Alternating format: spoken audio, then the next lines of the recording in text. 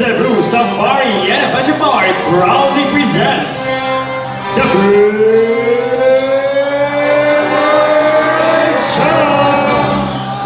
Introducing your host for today, Mr. Dusty. Hi, mabuhay! Good afternoon, everyone! So, how's everybody doing today? Are you all good? Alright, so when I say hi, you say hello. Hi! Again, I can hear you. Hi! Alright, what an amazing energy. Now, did you see our group of pigeons?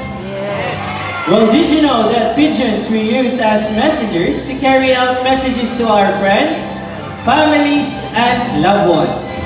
Now, ladies and gentlemen, please sit back, relax, and enjoy as our fine-footed friends will showcase their natural behaviors, invite guest participation, and share important environmental message.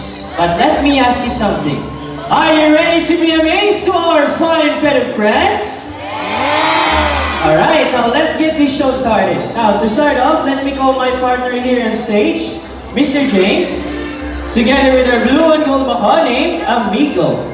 Now, Amigo lives in South America but inhabits in the rainforest of Brazil. As he is a very responsible bird, he loves to see his environment clean. So he picks up the can, walks all the way, and open the bin and drop it inside. Good job, buddy. So the last one, bud. He picks up the plastic cup, walks all the way, open the bin, and drop it inside. Good bird. Now see, if the bird can do it, why can't we, right? So always remember to put your trash on your trash bins. As the saying goes, cleanliness is next to... That's right, godliness. Now Amigo, together with his fine-footed friends, has something to tell us. What is it, buddy? Welcome to Cebu Safari's Bird Show. Now, ladies and gentlemen, from the jungle of South America, here comes our flying macaws.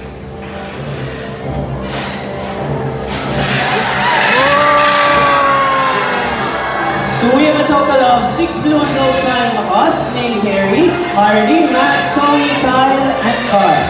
Now, macaws are very adaptive. Whatever environment they are in, it becomes quite normal to them.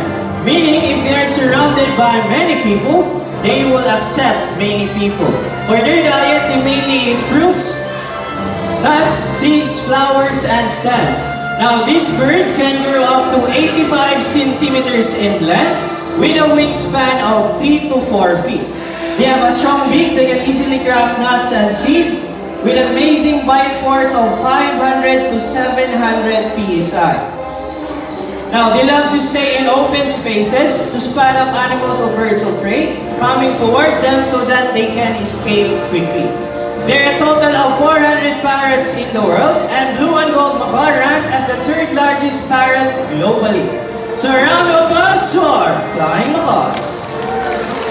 Now, our next bird we have is a very special, intelligent, and a very handsome bird. But I need your help to call him. Can you say Jumbo?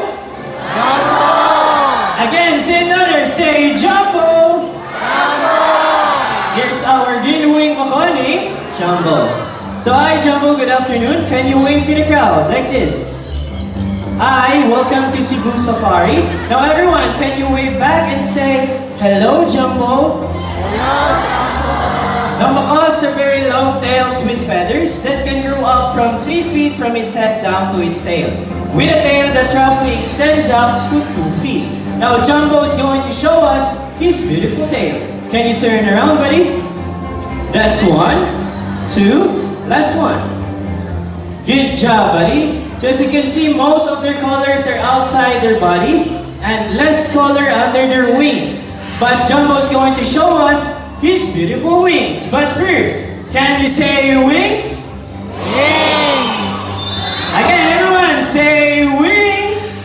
Wings! So lastly, macaws' feet are zygodactylous, meaning they have 2 toes that points forward and 2 toes that points backwards. They can also use their feet to hold on things and climb. Now, Mr. James here is a ground nut. he will place it into the plastic basket. Now let's see how Jumbo will get his nut. Jumbo carefully lifts up the plastic basket and got his nut. So just like I said earlier, that Jumbo is a very special bird. You want to know why? Because Jumbo loves to go to school, to the bird school. So we have prepared 2 sets of tests for Jumbo, and the first one is a spelling test. Now we have here 4 animal pictures. We have here the snake, camel, tiger, and the zebra. Now everyone, I need you to choose one animal picture. What would it be? Again, say it louder. Amen. Alright, so I think I heard here tiger. Let's proceed tiger with Mr. Irwin. So while our staff is arranging the Jumbo letters, let's go here to Mr. James to ask questions about Jumbo. Now, Mr. James, how are you today? I'm good. That's good to hear. Now, Mr. James, where did Jumbo originally came from? South America. Wow, South America, but he loves to stay here in the Philippines, right? Yes. Alright, so we're all set and ready. Jumbo buddy, take a good look at the picture. Can you spell out the tiger word correctly?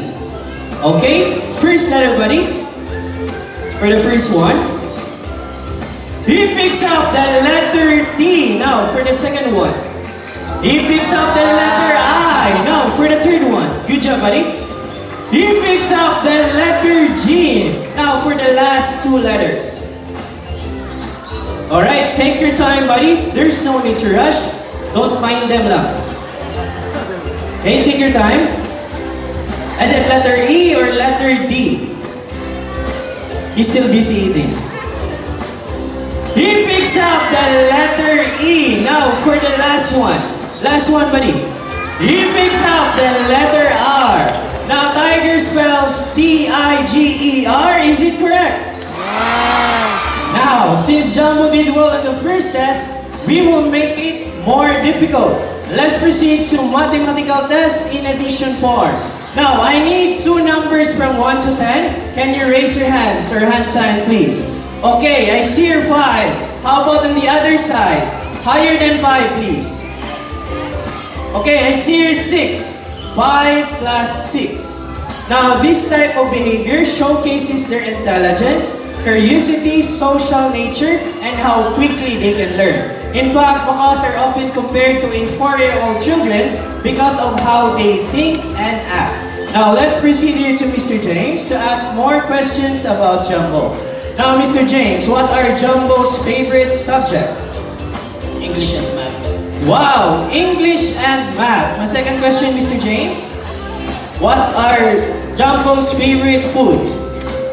Variety of seeds, fruits, and vegetables. So Jumbo's favorite foods are variety of seeds, fruits, and vegetables. My last question, Mr. James. Where did Jumbo love to go to school? University of Cebu Safari. University of Cebu Safari. Now let's see how good he is at math. Jumbo, what is 5 plus 6? Good luck, buddy. Alright, for the first number. He picks up the number 1. Now for the last one. Last number, buddy. Okay, is it number 1, number 7, or number 0? Take your time, buddy. There's no need to rush.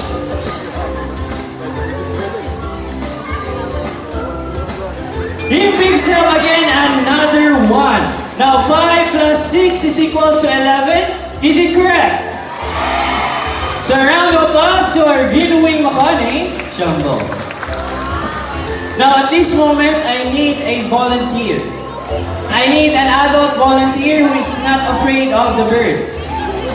Raise your hands if you want to volunteer. We have volunteer staffs are at the back, at the Yuki. Ayoko.